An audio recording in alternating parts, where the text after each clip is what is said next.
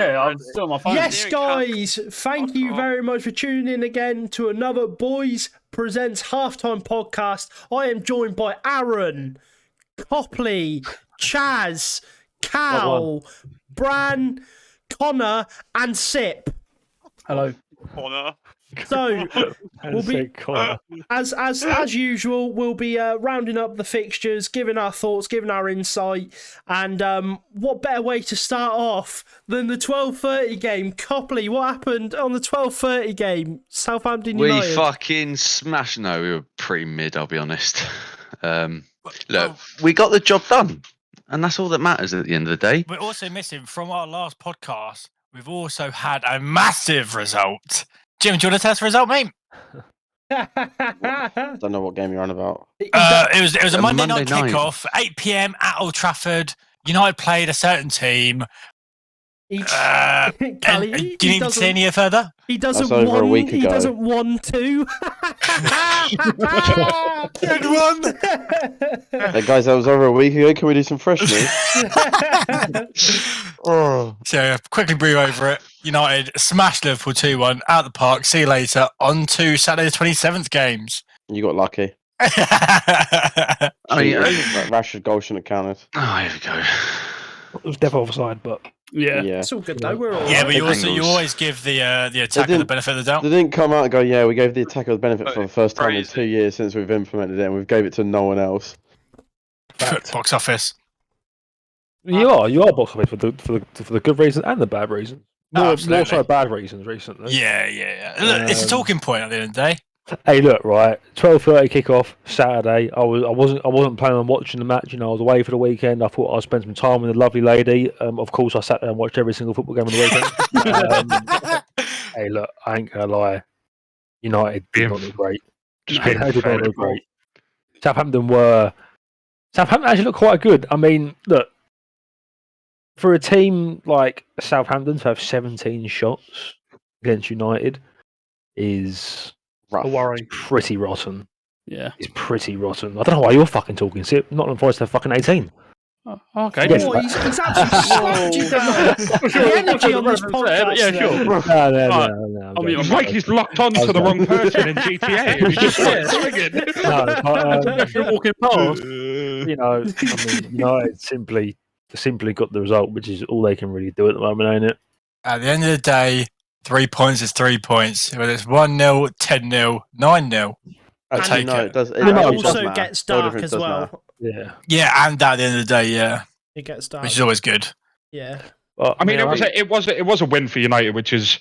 I mean, they beat Liverpool, but we put it down to the Derby tax when they beat Liverpool, and just everyone getting riled up. Liverpool were not at their best against United. We could see that United weren't at their best against Liverpool, but it was just a case of this is going to sound really corny, and please don't take the piss, but it was literally a case of who got more goals than the other team in that game.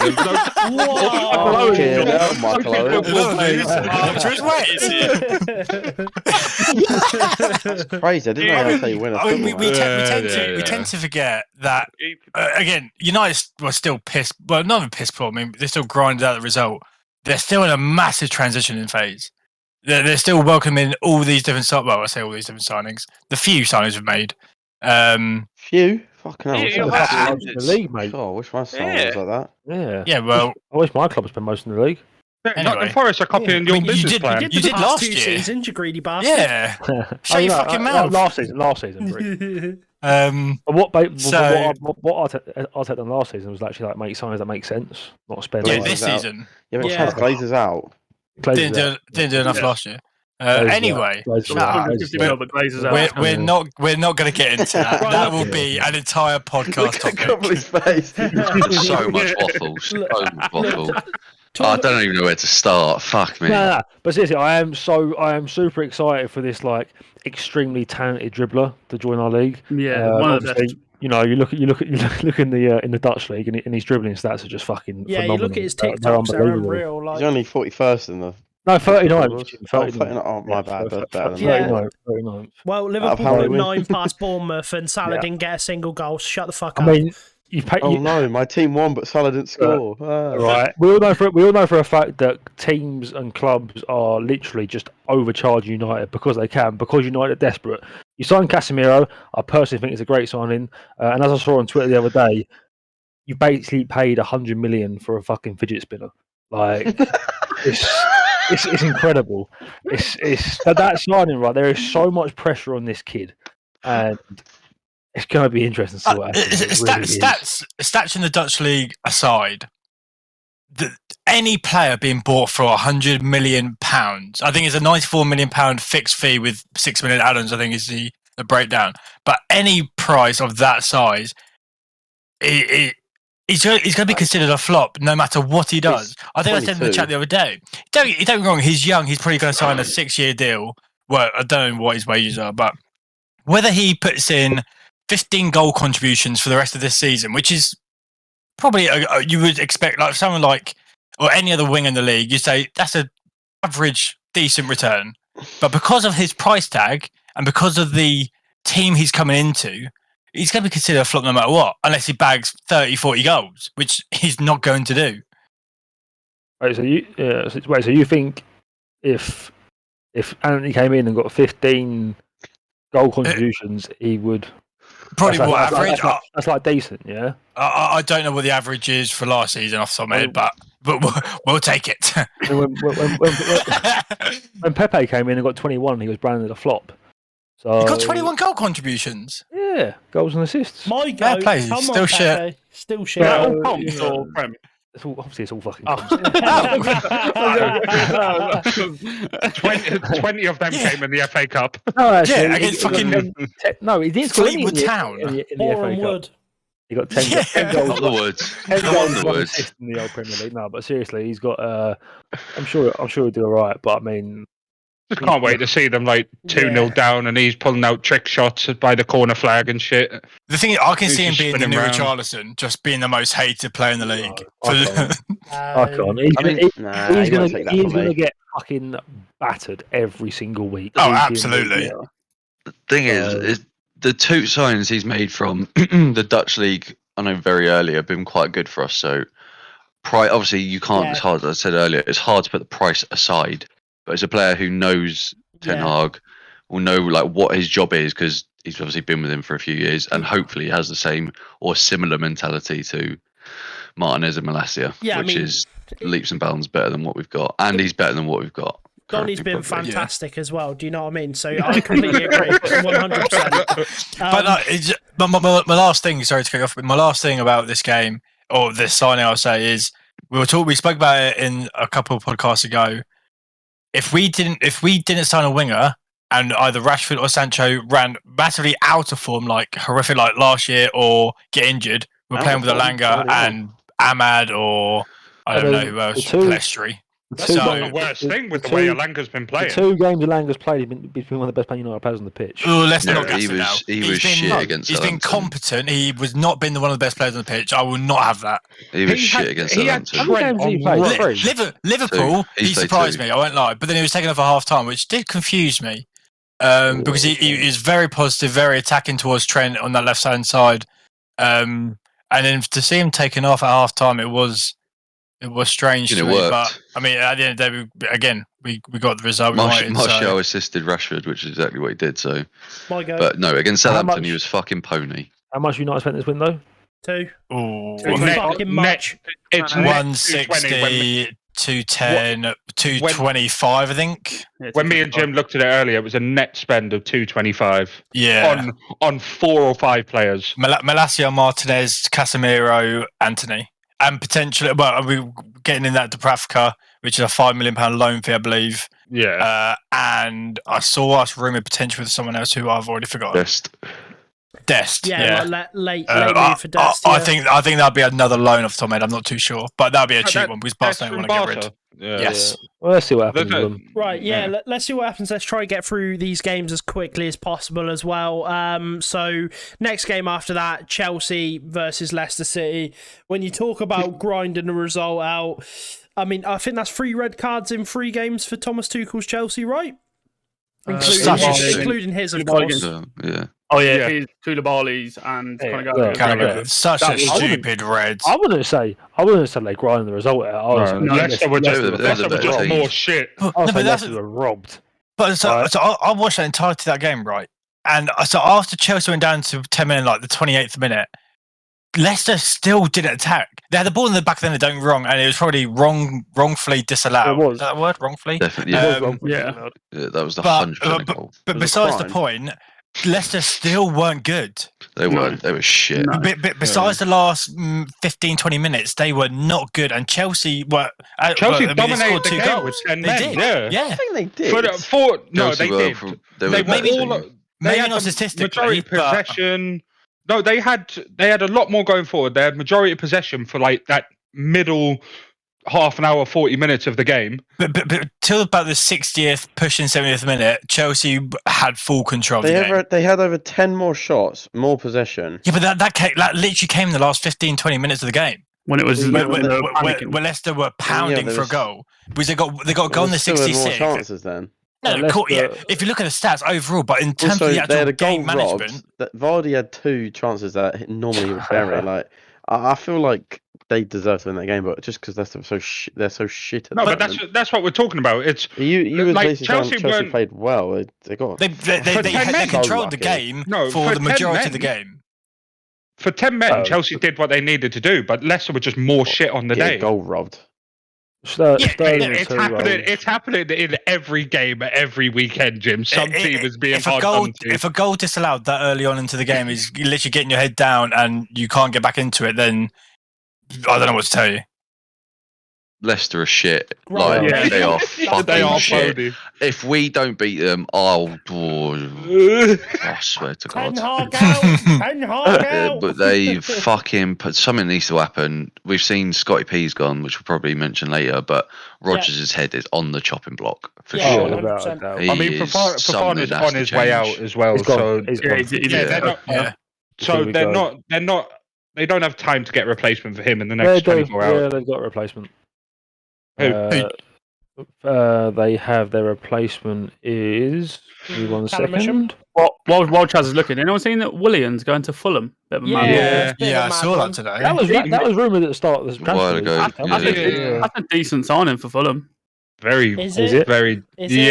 Is it? I'm not keen on that. An experienced Premier League proven Premier League winner. I don't agree. I don't. At the age of like 400. I don't know. 34. There we go. I don't personally think it's a. I think it's a good sign in respect to like it's probably cheap. Probably his experience. They just saw Justin Kluivert as well. Yeah. So I mean, Fulham look good. I don't see how Willian improves that starting 11. Maybe a bit 100%. For league games and stuff like that. So Fofana's replacement is someone called Woutface. Yeah, I've heard of him. Really good player, mate. Woutface. He plays for. Is it Torino? God knows who he plays for. No, he plays for. Is it Reims? Yeah. Yeah, Reims. He plays Rhyme. So, whatever it's called. He looks like a BTEC David Luiz. That's what I thought they signed when I first saw the photo. So they got a replacement, but I mean, they're dead out. They're mudded. Absolutely mudded. You know what, the great B. Rodgers is next to go, probably. Yeah, he's one of the two I think is next to go. Or Gerrard. Gerrard's definitely on the block as well. Tomorrow. I think we might get humbled tomorrow, so Gerrard might get saved. I like this reverse psychology that you I said to Copley, I hope we get humbled on. He thinks he's going to lose tomorrow and thinks they're going to lose Sunday. Fucking hell! I mean, we've got no Partey, we've got no Zinchenko, we've got no Nene. Mate, we're missing. Villa lost 2-0 to Bournemouth. Yeah, no, I get that. All I'm saying is though, I don't think we're going to lose to Villa tomorrow against Man United. I think it'll be a different story. But I mean, we lost Partey, we lost El Nene, we haven't got Zinchenko, so we are a bit thin in regards to. I don't know what the fuck he's going to do. Yeah. Tierney's going to play left back. I don't know if he's going to put White in at number 6 or something like that. I've got no idea. But yeah. I mean, this is where Pep's protege should shine through, and he'll figure a system to play. We'll tell him a random story from when he was 6 years old. Tell them about the versatility of an onion. Yeah, guys, when I was in the playground, I kept going. That don't bother me. That Eastern European Arteta, by What's the next game? Brighton Leeds 1-0 to Brighton, extending their unbeaten run. Brighton win the league. Possible title challenge. Definitely pushing towards that top end of the top half. This is exactly how they could. This is how they started last year. They started here last year, and it was around Christmas time where they just declined. I think I said it before. They won one game in the 2022 calendar year before the season started. I think it's a bit hectic. They're struggling. They do look a good organised side. I think the game plan that they come into each game against each team is very, very accurate. I just don't know whether they have. I mean, we bang on about the squad depth. This season is going to play a huge part. I don't know whether they have that over the course of the entire season. You're seeing a lot of Brighton play go through Gross and Trossard. If one of them get injured or World Cup or whatever, they go to that. I'm not sure what nations they're actually, but for whatever reason, they're not playing towards the second half of the year. It then does beg that question. Yeah. Who's it for? I think that could be their biggest downfall, is just not having that quality of depth. Yeah. To maintain even similar standards to what they start the season with. One or two injuries. I think that's with the majority of those mid-table teams. Yeah, one or two injuries, and I feel like it's going to be a Brighton versus Newcastle in regards to who's going to fucking replace West Ham. What, the best of the rest? Yeah. I feel like I agree. I think Brighton, as much like I feel like Brighton and Newcastle are pretty well matched, and I feel like both have got the depth of fucking the shallow end of the swimming pool, mate. It's awful. It is dire. But I think Brighton, their starting 11 with the consistency that they're starting each game with it's up there with like the 7th and 8th, like the best of the rest. It is just comes down to that keeping people fit, not having 4 or 5 of their fucking players out with injury like Newcastle have at the moment. Yeah, I mean, for Leeds, I'm sure their fans won't probably mind too much. They didn't get battered. Leeds have had a good start to the season, so a little narrow 1-0. You take that. Yeah, exactly. Yeah, they all add up, don't they? Yeah. Man City Palace. That was a heck of a game. Oh, that was a good game. Controversy in that game as well. About Danny Welbeck, by the way, for Brighton. Yeah, because we've got to bring up a random player every time.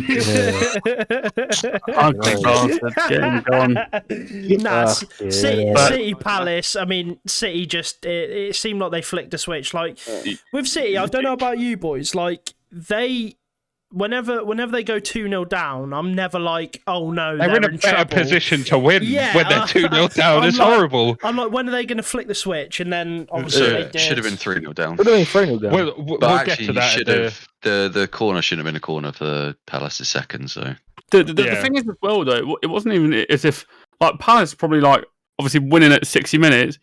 And then suddenly, within 20 minutes, they've been battered 4-2. Like, but it's like you get in the change room after, and you go, "What the fuck could we have done differently?" Do you know, like they didn't suddenly start playing bad. Man City just suddenly woke up. Like, I know what they should have done better. Haaland just got a 19-minute hat trick. Like, it's not going to be long, surely, until a top team like the Liverpool, potentially even Arsenal now, potentially even Tottenham as well, where you go 2 goals up and City won't have an answer for it. Yeah, if they carry on what they're doing, they can't keep getting out of jail every week. No, but I think there's not one centre half that matches up against Haaland. Saliba. But Romero will take his kneecap out and get a red card. So I guess that's out. That's unreal. Quiz. And the league will celebrate. Yeah, I mean, if Haaland gets fucking, if Haaland gets Quef, it's a fucking Liverpool Arsenal title race, ain't it? You've got managers at the training ground popping champers when they hear that on Sky Sports News. The issue with the same as the Newcastle game, Palace were 2-0 up and obviously were putting pressure on, but like the goals came because they sat back and let City do what City do. You can't that's how they did against Newcastle. You can't just sit back. You have to literally try and be relentless against City for 90 minutes. But again, you keep putting the pressure on their defence. This ropes back Yeah, like we had to sit back because the people we could bring off the bench for fresh legs was Ryan Fraser. the amount of talent that City have is next to impossible to have that man for man. Yeah, to have. Yeah, but that's have what I mean. That's what you need to do. Matchup. You need to be able to pressure them for 90 minutes and don't have that period where you just sit there, because we've seen it 2 weeks in a row now. They've just turned the game around in a matter of minutes. But even I don't know exactly which Haaland goal it was, but it came from that. It was a really good ball from I assume De Bruyne. I can't remember, and he had 2 men on him, and still managed to get through and slot it home. But that was just him bullying centre half. That's not. Again, you could have put pressure on Gundogan or whatever in the build up, but Haaland is, when he wants to, he's unplayable. Yeah, and that is why he's levels above Mbappe. I don't think it's when he wants to. I think it's more when he gets a service. No, of course, yeah. At the end of the day, it's like, an 11-man team. It was a 17-minute hat trick, and before that, he was fucking nowhere again. If he doesn't get service, he is non-existent on the pitch. But that's why I think City are still, as a team, are still massively transitioning into playing with an out-and-out striker who can just power through anyone and anything.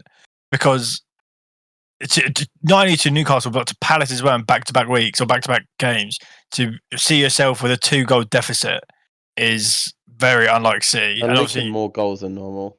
Exactly. Yeah. Their balance is off at the moment. So I think the team is still massively transitioning. Yeah. Obviously. But do you think as simple as an entire team is transitioning to one player, to me, is just mad? Like, that player should be transitioning into you.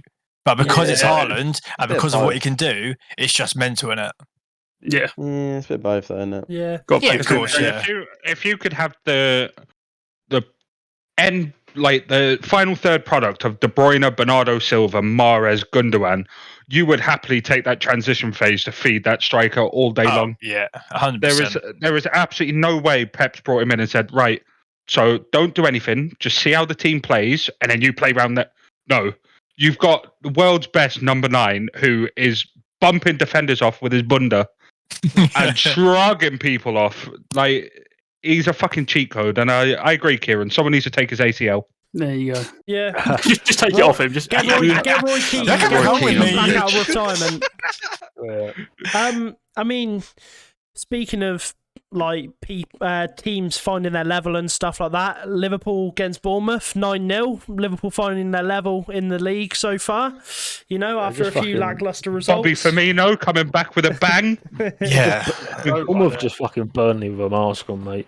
They're a shit Burnley, which is impressive. I didn't fully watch the entirety of the 90 minutes there, despite watch along it. But were Liverpool really good, or were Bournemouth just pony, or both? It's kind of hard to say if you're good when it was like, But Liverpool probably weren't out of third gear.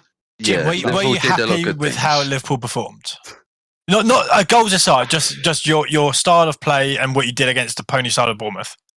Yeah. I mean, it's hard not to be. You've won 9-0. Okay, goals aside. They didn't really do it. Yeah, but it's a massive factor. How can I put goals aside? Goals aside, it's 0-0. Yeah. I mean, as much as they are shit, no one, it's only been they lost 4-0 to City. We battered them 9-0. It was just nice to actually see goals, clean sheet, and just, did they even have a shot on target? You had 1 goal every 10 minutes, mate. So I'm glad that was nice for you to see. Oh, they had 2 shots on target. That's good for them. Someone like Firmino would be good, but someone like Salah, who missed a few decent chances, I feel like he needs something. I think it's almost similar to the Son situation, where he just needs just something. Well, he's already had 1 or 2, but he just needs a decent little game, not even like a world-class game, but just a good game to get him kind of going to be again. fair, Salah played well. He just couldn't get his goal. Yeah. We've seen him so wide. Yeah. We've seen him so wide at the start of the season. To see him actually play more narrow like he used to was. Am I right in saying, have you got Nunes back tomorrow? Or no, he's out at the weekend. You got a 3-game ban. Aren't you playing Everton on the weekend? Yeah, you are. He's back in.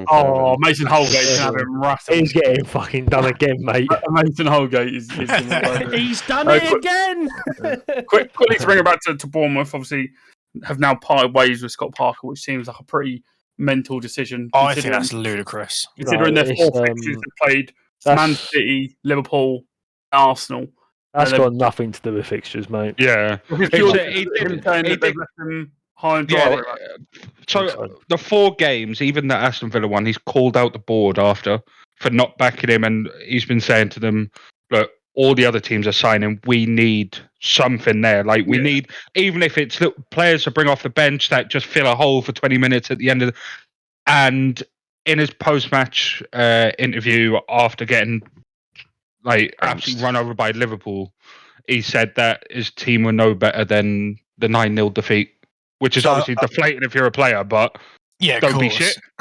I've just gone into their transfers. They've bought Sensi from Feyenoord for 13, Marcus Tavernier from Middlesbrough for 10, Joe Rothwell on a free from Blackburn, Neto from Barca on a free, Ryan Fredericks, the right back from West Ham on a free, and then 2 loanees from, I think they've gone out actually. I know they're revivals from Stoke and Weymouth.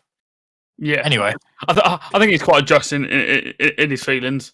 Definitely. Yeah, 20 odd million. I mean, to compare that to what Fulham have spent, even Forest, which is pretty much bought a new 25-man squad. You look at Forest. Yeah, you look at Forest. They're in the field there, and then it's like that meme of like that SpongeBob meme where SpongeBob's got the grate there. That's Bournemouth, and then Fulham and Forest are just having an absolute field day signing who they want. It's just I can't believe they signed that fucking Lodi as well, mate. Yeah, on a loan. That's Atletico Madrid to Nottingham Forest. Whoever's the negotiator for Forest have sold the Madrid. He's got pictures of Bora Bora up and gone, this is Nottingham High Street.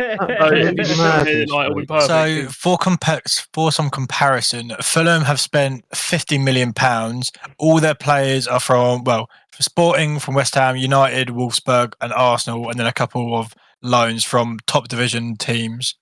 And Forest have spent shit ton, 141 million from pretty much everywhere, but it's still good signings nonetheless. I mean, Forest have done it smart because they took out, I think it was £150 million loan to get past. Yeah, they took out a loan for it, so it went down. So it went down as revenue and not investment from the owners. To get past FFP. FFP stuff. Yeah, that's naughty. It was quite smart. The issue is, if they go down, they could be fucked. Oh yeah. Seriously. I mean, with the way that we're seeing them play football now, relegation isn't something that they shouldn't be too worried about, unless they have a massive drop off. The thing is as well that obviously it's their first time back in the league for 20 odd years, so you're only thinking, fuck it, we might never get this chance again. Might as well go big. If you go bust, you go bust. I mean, we'll get to Forest in a bit, but I mean, I had them as my overachievers, and you look at them against Spurs, and they deserved at least a point out of that game. Yeah. They were really, really good. They were good. Sitting there laughing, but they were good. But we'll get to them in a bit. But yeah, Bournemouth fucking fucked. No, they are ruined. The thing is, who do they go for now? Because they need a manager quick. Sean Dyche. The only Sean Dyche. That's it. But I guess if he wants to get back into management, obviously this quickly. But does someone like Sean Dyche go for someone like Bournemouth? Yes. Wasn't he? Or there was massive things about he wanted to leave Burnley because he thought it was better than a relegation scrap every year. I think it's hard to say they're as fucked as you say they are based on the teams they played. The one team they could have got a result against, they did. Yeah. Yeah, they looked bad against the other 3 teams, but doesn't it show how fragile the board is? If they got more games, you would have understood more, but.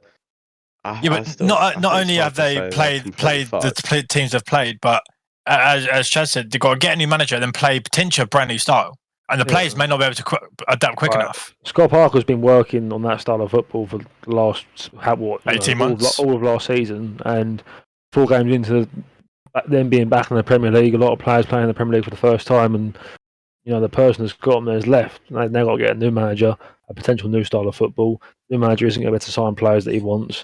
Just a bit, I feel a bit sorry for Scott Parker. I think he can leave his head held high. 100%. 100%. I don't think any fan. I don't think any fans would have been like, you know what, he's got to go. Yeah. Like, how can you? No. You play City, Liverpool, and Arsenal in your first 4 games. You win the other game. How can you sit there and ask for manager to be sacked? 100%. Yeah. And even that other game when they were heavy underdogs to begin with Against Villa. Yeah. Mm-hmm. Well, it looks things Villa are pretty shit. So yeah. I mean, another shit team, Everton. Brentford, Everton. Surprising, actually. It's surprising that Brentford only just scraped through with a. Everton took the lead first, didn't they? They did. Yeah. Early doors. It was like a Forest fucking West Ham game. Brentford did the fucking woodwork 354 times. Yeah. They just couldn't score. It was like one of those games. Well, obviously they did one, but yeah, Tony hitting the post, score. and then they've absolutely. Someone's come in and missed one from about 5 yards and hit it into Rosette. Yeah, 100%. Like they just weren't. It was the FIFA scripting. They weren't winning that game. Yeah, they weren't. Yeah, I think it's one of those games. It doesn't matter. They could have played for 10,000 hours and wouldn't have scored a second goal. They would have won. Everton need to fucking start picking points up from somewhere, mate. Yeah, that's a big. Who do they play? Who do they play this week? They've obviously got Liverpool on Saturday. On the weekend. They've got Leeds away tomorrow. Oh, no, that's a lead to win. That's a lead to win. I can't see Everton winning that after what I've seen from Leeds so far. But I mean, yeah, they look poor. Well, that Onana started again, didn't he? Yeah. He was like a good signing. We said that before. Yeah, but yeah, Frank Lampard's got to change something ASAP. Do you reckon by the end of the season? I think a couple of you had him down for it, but do you think he'll get sacked by the end of the season? Yes. Yeah. Depend on how the January window goes to them, but yeah, they're gonna lose Gordon. They didn't have a good window, did they? This window. He'd be lucky to make it to October, mate. 100%. He'd be lucky to make it to October. Saying that, I won't know them one. Yeah, as you were, Everton mudded. Yeah. Agreed. I'll tell you what, Aaron. Arsenal Fulham. Talk to me about that fixture. Guys, right. Look, I know it's a football podcast. Once again, I'm interrupted, but it's B-roll time. Oh my god! I hate him. I actually hate him so much. Shut up, Cal. Anyway, Aaron, Arsenal Fulham. What are we saying? It was all right. I think there were some nervy moments. I feel like we controlled the game very well. We just couldn't get the ball in the back of the fucking net. Obviously, Gabriel with a bit of a hiccup as well. It was quite a large hiccup. Saka with a hiccup. Yep.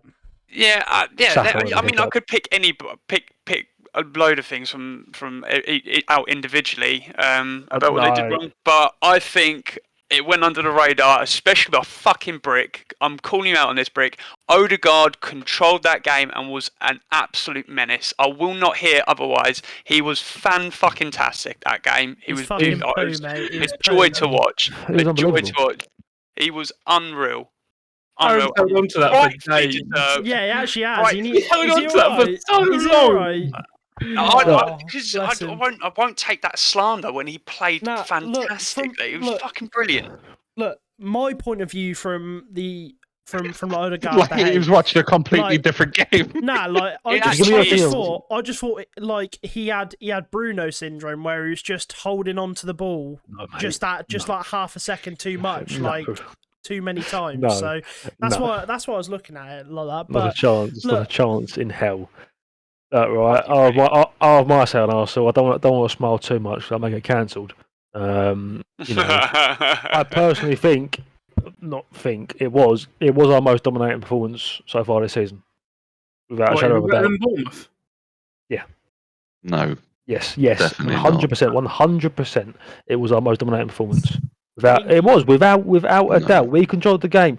I promise you, it was without a doubt. It was our most dominating performance. Right, I don't see how you guys don't agree with that, because in the second half against Bournemouth, 25 minutes they were all over us. I wouldn't say 25. I said they had like 10 minutes, 15 minutes uphill.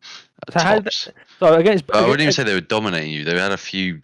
I feel like it was similar. Fulham had like a little patch where they had an odd bit here or there. Bournemouth just had one patch of The rest of the game, they did nothing. We controlled the Fulham game so much better than we controlled the Bournemouth game. So much better. We had 75% possession against Fulham. What did we have against Bournemouth? 60 against Bournemouth. I promise you, it was our most controlling performance of the season. But when you sit with the possession, when you're 4-0 up, you don't need the ball, though. Do you know what I mean? So you're likely to not have. No, I get that, but that's kind of irrelevant because it was quite simply our most controlled. It was our most controlling performance. Yeah, no. I'm saying that could be an explanation as to why you had. Why the possession stats were swinging that way, sort of thing. Yeah, no, potentially, of course, yeah. But I mean, I felt more nervous and uneasy watching the Arsenal Bournemouth game than I did watching the Arsenal Fulham game, even with going 1-0 down. When you went 1-0 down, were you fully confident that you were still going to I was fucking fuming, mate. I was. Oh right, okay. I was confident we was going to score, but like I said, in my opinion, it was our most controlling performance, and that all stemmed through. Odegaard controlled the game completely. Martin, and it was. You can say whatever you want, Brick. That's calm. That's calm. Yeah, we get it. You don't know ball. But we miss Partey. We miss Zinchenko. Tierney just doesn't play the system how he needs to play it. And he's shit. Yeah, Jesus was all right. He was a bit quiet, and Nketiah came on in the 60th minute and, in my opinion, played very well. So, you guys are fucked about Jesus, by the way. I don't agree at all. I've seen what I need to see with Nketiah in front of goal. Kieran, I had this conversation with Chaz earlier. You see the conversation that we had with Aaron? Absolute bollocks. I don't agree at all. Are you serious? Have you not watched that game and seen the chances that Nketiah squandered that Jesus would have absolutely buried? No, mate, because Jesus squandered 2 chances as well. He squandered 2 chances. Look, right, if Jesus gets injured, and Nketiah is nowhere near a great replacement. However, he's only going to learn from Nketiah. The reason why he stayed is because Arteta clearly thinks that he can fit the system and do the job he's asked to do. When he came into the team last season, he scored goals and he worked hard for the team. I think we'd be just fine. It's my opinion. I think you're one Jesus injury away from being out of a title race. In my opinion, that's just. We're not in a title race, are we? You fucking spanner. Well, you are. You're top of the league, aren't you? Aaron, what's that say on your board? It does say we're top of the league. I mean, it was like Saturday alone, Nketiah was better than Jesus on Saturday, hands down, without a doubt. He was. So nobody said anything, Chaz. No, but I mean, Brick's sitting there saying that you're an injury away and stuff like that. But I think he will like if he gets injured, you're definitely going to feel the impact of not having him in that team. But that's not to say that. Yeah, but that's not to say that you can't find a way to play a system with Nketiah, because, like I explained to Aaron, I don't think he links up the play the way Jesus does. I don't think you'll have any success with him trying to link up play. No, he plays a very similar style to Jesus. He's not as good as it, but he plays a very similar style. I mean, it's the same with all teams. If Kane got injured, what the fuck are Spurs going to do? If fucking play Richarlison. If Richarlison's not going to ping the ball like Kane does. That's nothing like Kane, is he? Nothing at all. Like nowhere near. Like it's the case. Like every team has one really good striker, and then apart from Chelsea, they don't have a fucking striker. But have one really good striker, and then they have a striker who's a backup striker. It's just the way it is. Like they clearly have faith in Nketiah. Nketiah played well towards the end of last season. I don't see the issue with it at all. I really don't. Fair enough. Fair enough. Brick just on a wind up constantly. Right, Brick, move on. Moving on. Wolves versus Newcastle, and let me tell you, Newcastle, Bran, he looked without Bruno in the middle, mate. Like there was just, you know what it was? If we didn't have Bruno and we had a semi-adequate box-to-box, I wouldn't fucking mind. But every time I saw Longstaff on the ball, shocking. I was just getting ready for Wolves to have it. It was. So the game itself, when I watched it, I was sitting there going, right, we're going to get fucking battered. For like the first half an hour, end of the first half, it was literally all Wolves. Like we had one or two like half chances, but nothing was like falling to us. And then I looked at the stats after the game, and we dominated them. Oh yeah, you did. And it just didn't feel like it. Like it didn't feel like we were knocking it about. And I guess that's what happens when Bruno's not in the team, right? We're not gonna harp on that, but it was a case of Chris Wood up top. It was right, ping the ball to him, and we'll see where it goes after. If it wasn't for an absolute wonder strike from Maxi, I don't think we had another way of scoring. Both goals were tasty as well. That's the thing. Lovely goals. Yeah. It was vintage Ruben Neves. And then Maximin actually getting a clean contact with the ball for once, and he's absolutely fucking thundered it in as well. And injured himself.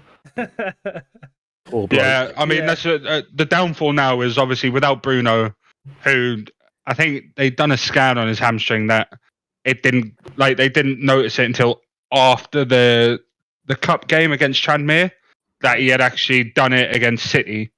We've got Trippier who's now out with a strained hamstring. We've got Maxi who's now out with a strained hamstring. These new fucking striker. Boy can't get a visa.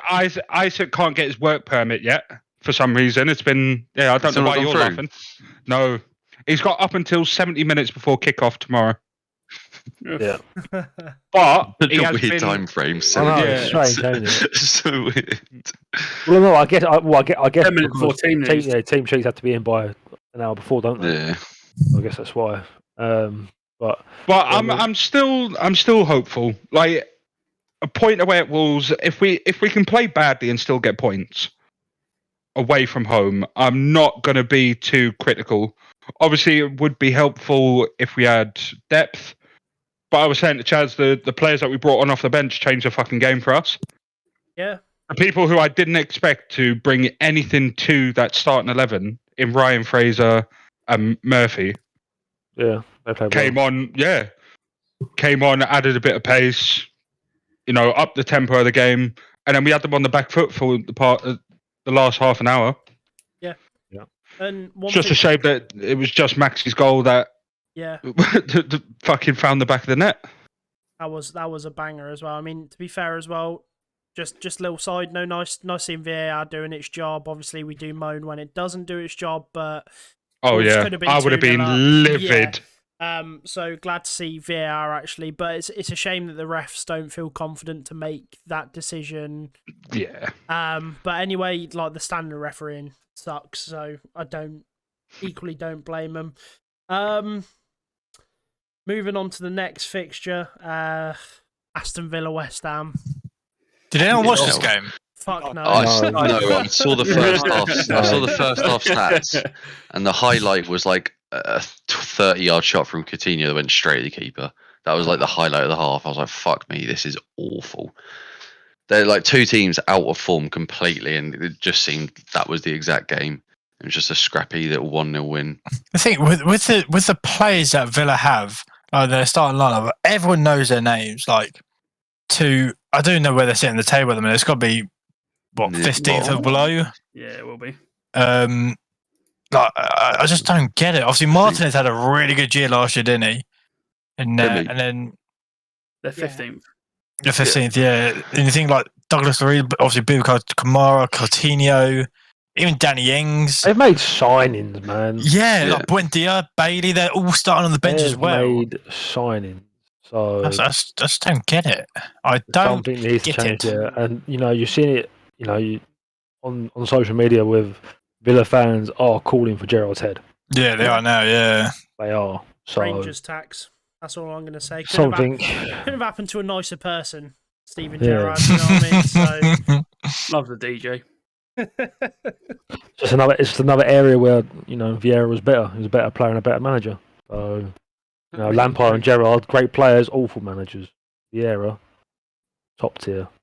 I mean, you just having a quick look at the actual match stats. Villa had more possession, more shots on target by one, more shots, more touches, more passes, more tackles. If you look at that, you're thinking Villa have probably been robbed, but when you actually watch the game, I could wouldn't be surprised if it's quite the opposite. Bridge of the first half, they may have had 1 or 2 shots, if that. I mean, it wasn't a very high shooting game. West Ham had 2 on target, Villa had 3, so West Ham was shit. Don't quote me on this, but I'm pretty sure Gary Neville's spell at Valencia. Yeah, he has a better win rate than Gerrard at Villa. So I saw that tweet the other day. We'll have to wait until Villa get pumped by Barca for him to be sacked. Watch him be hanging on for dear life till the end of the season. Yeah, literally, mate. The thing is, does it beg the question on when you have obviously it didn't really apply to Chelsea and Frank Lampard, but when you have a name like Steven Gerrard trying to manage your team, do you think there's an element of fear of sacking someone like Steven Gerrard? No, because we saw Chelsea get rid of Lampard. Yeah, Chelsea do that though. But Chelsea are also they're top managers left, right. Yeah, Chelsea are also a top 4, top 2 solid team generically. But the thing is, the fans have no personal attachment to Gerrard. No, true. Yeah, like if it was Liverpool, do you know what I mean? You go fucking hell, but give it some time. To them, it's a bloke who probably used to score a lot of goals against them. Who's now just their manager who's performing poorly with a squad that he should be doing more with. Yeah, a lot more. With. In theory, you would want the likes of this team to probably be pushing top 8. Would you say would be fair? Villa, definitely. To the rest.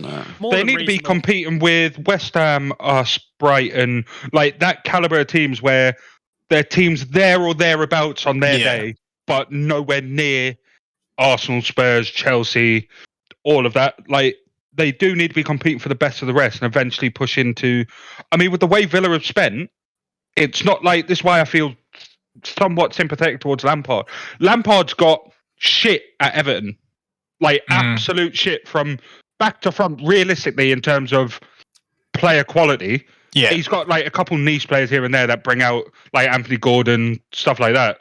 But Iwobi, thank you, Brick. but Gerrard's got in Villa's eyes what they've gone out and bought as these are good investments to make in players. Yeah. So he doesn't have an excuse as to why his team are doing this poorly. Whereas Lampard can look at his starting 11 and go, "Fucking hell, I could put the kit on and slot in at centre half." I don't think Gerrard will be going anywhere anytime soon. I mean, we're so early, into the start of the season. I mean, if Gerrard was to get 2 wins on the bounce, that's even one would put them straight back into the thick of things. So I think there's a lot of new players in there. There's a lot of big names in there. It's just probably you saw him drop Coutinho last week. I think it was. He's probably just trying to work out his best 11 and then see what happens. I mean, I think you've got to give him. I think Villa will give him a couple of months. I think you're also being a bit harsh on the fact that he's on the same points as West Ham, who has spent more. Yeah, you haven't mentioned anything about. Yeah, but Villa made most of their signings last year and was still pretty average last year as well. Here's why I'm not slating. I'm not slating. West Ham were also in the Conference League last year and got but they're on the same points as Villa. They've started the exact same, yet they lost the Frankfurt final. I get that, but I feel like West Ham owners and West Ham fans. They also have a better squad. Owe something to David Moyes. David Moyes has worked absolute wonders there for the last couple of seasons. No, I'm not saying you should get sacked, but like you've just gone on this whole spell about Villa and Gerrard, yet you didn't say one thing about the terrible start West Ham's had. That's all I said. We've said it previously. But if we come off if we come off of last season, West Ham made it to the finals of a European tournament. All right, fair enough. They lost. They're still in Europe this season. Was it semis? Yeah, that's Rangers Frankfurt final. Semis. Then now they're in Europe again this season. All right, yes, they're spending money. Started the exact same in the league, but with a better squad while spending more.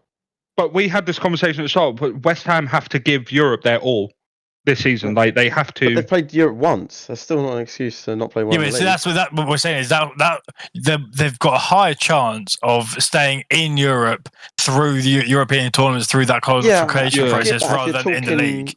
if you're talking mid-season, but that's barely even been a factor. Yeah, but we've got to remember. I mean, you could say the same thing. Oh, you mentioned this about Gerrard, but you haven't mentioned about Wolves. I mean, Wolves are sitting fucking second bottom. Yeah, Wolves are fucking doing terrible. They've lost 2, they've drawn 2. Yeah, but the difference is though is that much like last year, West Ham last year, you know, they had a decent season for West Ham in regards to their European Cup run. Wolves had a very good season last year, one of the most toughest teams to break down defensively. You know, Villa on the other hand, well, yeah, apparently they played this good football. But they were still they didn't do anything. You know, they were nowhere to be seen. They weren't there or thereabouts. They were. Where did they finish last season? Can anyone tell me? Give me 2 seconds. 14th. They finished 14th. So you know, I think West Ham finished 7th last season. Yeah. So I don't think, that's what I said in regards to the owners and the fans. They almost owe something to Moyes. Like Moyes has done a fucking. I'm not saying he should get sacked. I'm just saying if you're they deserve it as well. I hear what you're saying, but when it comes to West Ham and Wolves, you've got to think how they were playing last season. Whereas Aston Villa, but there wasn't no difference last season. Wolves fall off quite heavy though at the end. Where did they finish in the end? They finished 10th, mate, which is probably about right for Wolves. You're right, they did fall off towards the end, but they still finished 10th. No, yeah, they were gently spoken about into that top 8 race with. They almost beat United to Europe, didn't they? Yeah, that's what. And they just fell the fuck off. I can't believe he brought that up again. He's got to get that it's crazy. Like we beat you 2-1. Let it go. Yeah, it was over a week ago. Move on. But like note to self: never bring up Jim's legend again. Oh my god, he sat there with a fucking. You guys are being very neutral. That's all. I see what Jim's saying, but you have to take into account other factors as well. And... don't get me wrong. I've said Gerrard deserves to get sacked. They're shit. As the board was saying, Football Manager, anyone else. The success of last season don't go unmissed. Do you think Moyes deserves to be sacked? No, but if he carries on, I don't think last season at the moment, anything. Of course it does. Of course it does, 100%, without a doubt. It has to. That's why you give it a couple more months and then rethink about the fucking West Ham situation. I personally don't think Gerrard should be sacked. I also think West Ham will be fine. I think something will click with them. I'm unsure on Aston Villa. The big Villa will also be fine though. But I think Villa will eventually be fine. But the difference like West fine Ham as in relegated. I mean, fine as in actually doing anything different than they've just been doing. You're not going to talk about David Moyes potentially being out the door when you don't want West Ham to go into a European tournament with either brand new or not even a manager at the time. Yeah. That is also the massive difference between, at the minute, the bottom 6 clubs in the league. Anyway, the next manager getting sacked is Brendan Rodgers. 100%. Yeah. We can agree on that. I think it could be Gerrard. No. It wouldn't surprise me if it was. Lampard before Gerrard. It's something Villa would do. You think he does? Yeah, I think it's Rodgers or Gerrard next. Now I'm saying that, right? I've seen a lot more things on social media about Gerrard than Lampard. I really have. I don't think like I think Brick said it. Lampard has got shit. He's dealing with shit. It was Brennan, but not Brick. But he's doing. Lost the best player. Semi decent, like same level as Gerrard, bro. Am I? Gerrard's got obviously a lot better squad. So I don't think Lampard will be as early as everyone says he will be. I think he's got a bit of time still. Anyway, enough of these fucking shite managers. Let's talk about the king. Ned Schneebly versus Antonio Conte. Schneebly ball versus Conte ball. 2-0 Spurs. What are your opinions, Sip? I didn't watch the game, but I'm pretty sure you can just copy and paste my thoughts from the Wolves game into this in terms of wanted more of a performance, but we'll take the result as well. Very much where it was. Yeah, that's pretty much it. Forest were hard done to. Yeah. They played very well. Spurs were shite. They were really shite. I mean, like I said, they got 3 points in this business. That's all that matters, right? And Spurs fans will not be complaining at all. No. But they were fucking dreadful. Yeah, and I mean, the worst thing for us is obviously we're saying that West Ham will be all right, and we play West Ham tomorrow. So if we turn up like playing like that against West Ham, even as bad as they are, they could absolutely punish. But you miss Romero, bad. Yeah. It was a need to start Basuma. Yeah, I mean, you look at the squad, right, and take away the front 3, and you look like a team with literally zero ability and zero quality. You really do. Not even all the front three. Apart from Richarlison, he can do a couple of kick-ups. No, but that's what I take about the front three. But like genuinely, like we mentioned it against. We spoke about the whole 5-back and the style of football, and I think I said how they just don't look like they have the apart from the front three, the players behind them don't look like they have the ability to play this like nice intricate football.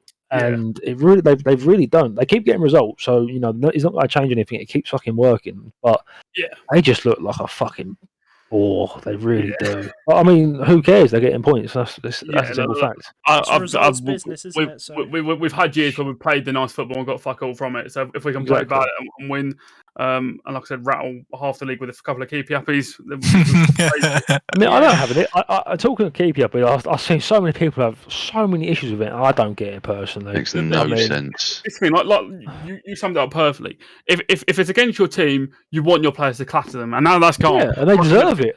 They deserve it. Absolutely. The talk of a free kick going the other way for unsportsmanlike and a yellow card. I know it's been a rule for quite a while, but I'm still confused why showboating, showing off, whatever, is a bookable offence.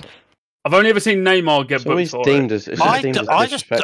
It's unsportsmanlike conduct, isn't it? Theoretically. Yeah. If you are showboating in front of your opponents, who if you're showboating, you're going to presume you're winning. Yeah. If you're showboating in front of your opponents, it isn't exactly very sportsmanlike, is it? Right? No, 100%. But you open up. It's like Luis Diaz is going to pick up 19 bookings for no look passes.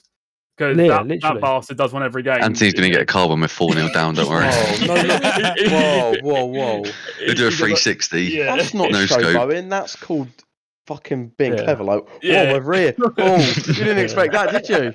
No, if Martinelli or Jesus were on the touchline and showboating, I'm obviously going to get up and start screaming when they get clattered, but they deserve it. It's as simple as that. That's what I don't get. He did the showboating, got clattered. That's fair enough. That's all it needed. That's it. We can leave it there. And like, to be fair, like on the topic of it falls under this whole like policing of how people are reacting, how people are celebrating, and all this stuff. And I just feel like Chaz, you're someone. Let Chaz have a say on this. This whole celebration police. Let's be real. It's all towards Arsenal and Arsenal fans. I don't see anyone else get it. At the moment, yeah. Right. Okay. So you got I guess it kind of started on social media wise. It started Chelsea Spurs. A lot. But I mean, like it's becoming more and more now. Yeah. Simple fact is, right, Arsenal are playing good football. Arsenal are playing well for the first time in we saw it hints of it last season. For the first time in God knows how many fucking years, the players, the staff, the fans finally feel that all together. There's been so many years where we've been through utter shit. So I do apologise if people want to fucking celebrate. It's like it's ludicrous. It's fucking crazy. I think I saw it quite early on last season. With Arsenal, I can't think of against like Wolves. It was against Wolves. Like grinded out like whatever result it was, and obviously I think the big one was Ben White, because he was celebrating like there was no tomorrow. But as you say, you've had a lot of years of you've been out of Europe for God knows how long. What was it? 2, 3, 4 years? Yeah, and then Ramsdale came out like a day after and said, "Look, we'll celebrate how we want to celebrate. Like it's no one's business. If they want to celebrate that, they can." The thing is as well, I saw a good point on Twitter, is with how VAR takes away the ability to celebrate at the moment, then bottle that up, because as soon as that 90 minutes is done, it's done. Do you know what I mean? So people are going to celebrate. Because how many times, you could probably go back on our watch songs already, and our teams have scored, and we've gone, no, not saying anything, not saying, because that VAR.